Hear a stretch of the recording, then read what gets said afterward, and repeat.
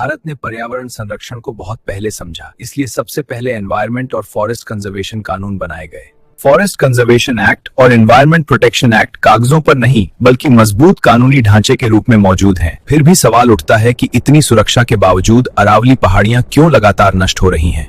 क्या समस्या कानूनों की कमजोरी है या फिर कुछ और वजह इसके पीछे काम कर रही है? असल समस्या कानूनों की नहीं बल्कि उनके जमीन पर सही इम्प्लीमेंटेशन की है।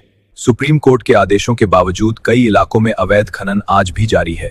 यहाँ सबसे बड़ी कमी राजनीतिक इच्छा शक्ति की है, जहाँ फैसले संरक्षण के बजाय लाभ देखकर लिए जाते हैं। आज भी हम पानी, जमीन और संसाधनों की असीमित मांग को विकास समझते हैं, बिना यह सोचे कि इसका सीधा असर पर्यावरण और भविष्य की पीढ़ियों पर पड़ता है। इस मुद्दे से जुड़ी सभी राज्य सरकारों को विकास की सही परिभाषा समझनी होगी। डेवलपमेंट जरूरी है, लेकिन यह पर्यावरण को नष्ट करके नहीं हो सकता, क्योंकि जो विकास प्रकृति को खत्म करता है वही भविष्य में सबसे बड़ा संकट बनता है।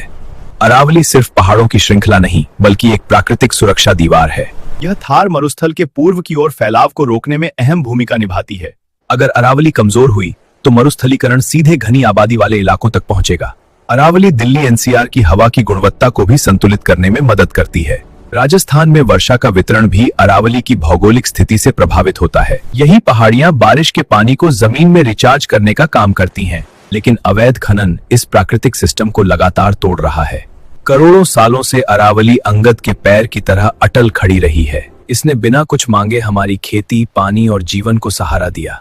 आज वही अरावली हमसे संरक्षण की गुहार लगा रही है। इस गुहार को अनदेखा करना नासमझी नहीं बल्कि नैतिक अपराध होगा।